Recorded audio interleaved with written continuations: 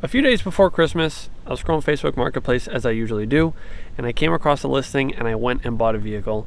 Let me show you guys what I picked up. This is my new to me 2004 Mazda RX-8. I almost said 7. This is not an RX-7. It came with the 6-speed manual, some nice wheels and tires currently set up on this thing, a little bit of clear coat fade on the bumper, which we will tackle in a later video. But today, what I'm really going to be taking and diving into, or taking a look at and diving into, is these fittings for the oil cooler are currently just dumping a lot of oil. And as you can see by how much oil is on the barrel of this rim, it's been happening for a while. There's just oil all in here. It's all just caked up in here. Or I might just put it on ramps, and then I'm going to undo the fittings and see what exactly is causing this issue. I will go over this vehicle in a later episode in more detail. I want to detail the entire interior and exterior. So when that happens, we'll dive more into it. But for now, gotta take care of this because I can't drive it. I have the old piece of braided line out, and this was my point of failure right in here. It was dripping from this fitting here, as well as, or maybe it was just dripping from, I think it was just dripping from in here, and then back here when it started up, it was just spraying everywhere. So with the line out, I'm gonna go get the new stuff, take that apart, and see maybe if I can just replace it and redo it, or if I have to replace the whole line itself. But I'll show you guys exactly how we're gonna do that. This hose is just, it's really brittle, it's really old. Moisture's gotten in and corroded it. There's some rust in there.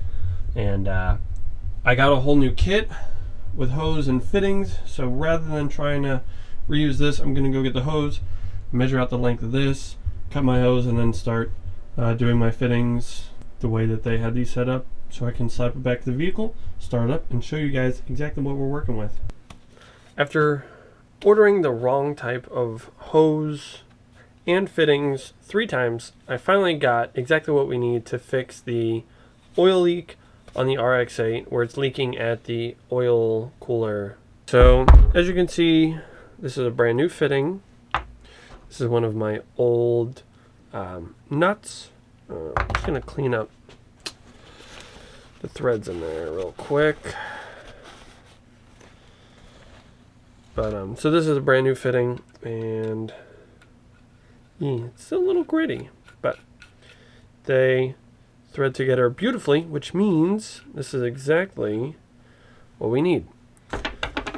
So I got the hose here, and all we're gonna do is I'm gonna measure up the old hose, see how much of that I need, and I'm gonna cut this to length and then install the olives and the nuts. So that way tomorrow, since it's currently 7:30 at night, so tomorrow I will be able to install this and get the car back on the road. And I'm really excited to drive it because it's been down for, I don't know, maybe like a month now or so. One thing to note, when you're buying any kind of AN fittings or any kind of braided lines, do your research beforehand. I made the mistake of just ordering things and not doing my research, and then by the second time of doing that, I was like, screw this, I need to research exactly what I need. And so what I need for my application is, and the other thing is, side note, none of this is labeled. And PTFE 5/8, which is what this is, has a different diameter than other rubber hoses. So you just really need to know exactly what you need and do your research. Otherwise, you'll just end up wasting time and money on things that you don't need. I know I need 55 inches. I'm not sure if the camera, I'll get my head out of the way, it's going to pick this up too well. But that factory edge is not straight, and you want this edge to be as straight as it can be. So I've wrapped it with some tape, and I'm now going to cut it and try and get that as straight as possible. And then I'll measure 55 inches, do the same thing, wrap it up, tape it, cut it as straight as I can, so that way I can then install the olives and the nuts. And I'll bring you guys back once we got this set up. I'm going to try cutting it with the grinder, and as always, safety first.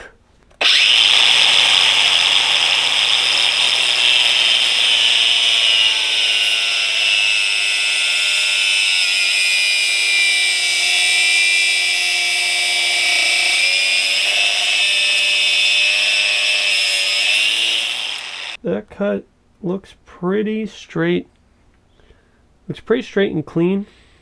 I'm gonna put on a nut now and then undo the tape and see how it sits with the olive. After struggling for quite some time, I was able to get it on. The issue I had was I put too much tape and it was just too thick to fit over this easily, because I mean, this is a tight fit as it is, so I think just one wrap of tape is all I can really handle as far as extra wiggle room. So now I'm going to measure 55 inches, cut the other end, and put the other nut on, so that way I can do the olives, and just make sure that that everything's going to work out the way I need it to. Since I am cutting this with a grinder, a lot of debris is going inside here, so what I'll do tomorrow before I install, blow it out with compressed air, and I'll also shoot brake clean through it, just to make sure that none of the contaminants get into my oil and destroy the engine. But now this is ready for the olives to be put on. All you do is you just slide it on and you go, let's see if the camera will pick this up. So you go until there's a little lip down the bottom, and the plastic has to sit on that lip down inside there. So I'm going to just press this on by hand. It's recommended that you undo your tape at this point, so that way braided nylon and metal can go over the top, and the inside of your PTFE goes inside of your olive. Hopefully that made sense. It'll make more sense when I show you guys what's going on. So I don't know how well you guys can see, but it's fully pressed up against that lip there, that ridge. And that's why it's so important for it to be straight, because if there's any gaps, that's where you're gonna have leakage. So I don't think it's supposed to be this tight, but it's really tight. But now that they're mated up, you can just begin threading them on, which I can actually do on one side. The other side I just need the nut, because at the vehicle is where the fitting still is, so I might pull that off tomorrow to make my life a little bit easier, depending on how the fitting goes into here. So all you do is just undo your tape. Yeah, that was my issue here. I just had so much excess tape. Yeah, I went around it way too many times. You don't need to go around that many times, just one time is enough. And then you find your olive. And the flat side is what will go to your thing, so the beveled end is what slides onto the piece of hose. And before I do that, I'm going to take another fitting out of a bag here and just kind of press it in. So just going to undo this guy, just to make sure that it goes off without a hitch. But I'm just going to push that in there. See, that's how easy it should have been. And I'm just going to kind of work it back and forth. Just make sure that that opening is nice and round. It is. And I take this guy, and then I just put it on the corner of the workbench.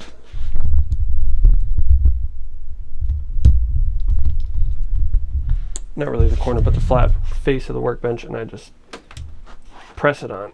And it only goes so far before it stops because of that lip on the inside. And then, so this one, I'm actually going to have to recut. So right there, there's a small gap. I don't have that gap anywhere else around the fitting. So I'm going to have to retape it, pull this off, cut it. Second time around, it's a much cleaner cut, and I don't have any gaps, so I'm good to put the fitting on. I'm going to go ahead and sink this guy down, and when you're tightening this, you just want to make sure that you get a couple going by hand, and then you're pretty much going to absorb all the threads. Nope. You're pretty much going to absorb all the threads, and these two pieces of metal should be touching. one more thing to note. If you're going to be using just a regular old adjustable and a vise to do this, if you don't want to scratch up the surfaces, put a towel in the vise and wrap this side with just a single layer of electrical tape, so that way the hard steel won't mar up the soft aluminum. I don't really care, this is going on an oil cooler, so it'll get scratched up anyway. After spending the better part of 2 hours laying on my back working on this thing in the dirt, I now have the oil return lines, or I now have the oil lines hooked back up, and I'm going to try and start it for the first time in a month. These are a little finicky, so it might take a little bit, and then once it is started, I do have to let it warm up, and then I'll have to drive it around a bit.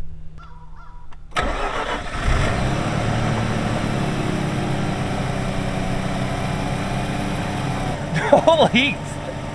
So this thing is good to go. I'm gonna let it idle, get up to temperature, and then I'm gonna go ripping this thing. Then it'll be time for an oil change. Honestly forgot how fun this car is to drive. Let's show you what we've been working on. I don't know how much you can see, but this second line here is the one that we replaced. It goes up, over, and then connects over here to the other oil cooler. It's just a, I'll put up a diagram of how this thing runs. These lines run, but now that I got it up in the air, I think I just have to tighten this fitting to this, and same on this side, this fitting to the block, just because when I'm laying on the ground I can't get the most leverage. But looking underneath this thing, it's pretty clean. Slight coolant leak from the drain plug, but I think I can just get a new one of these and we'll be good to go. Other than that, she's looking good. I do have a bunch of random sensors that aren't connected, so if you guys could tell me what's up with that, that would be fantastic. I also have to figure out why my traction control light's on. I did have the battery disconnected, so that could have something to do with it. Not entirely sure, but as you can see, they're just caked on grease and road grime and oil from where this fitting was just spraying oil back. It was just spraying it back. That, coupled with the fact that the owner, every time he poured oil into the thing, would just miss completely and it would go everywhere. Be sure to stick around, because in the next episode we are going to be detailing and deep cleaning this car, because as you can tell, it is it's pretty filthy from the previous owner. It is pretty bad in there, guys. And the exterior also needs a really good cleaning because of all that grease and grime.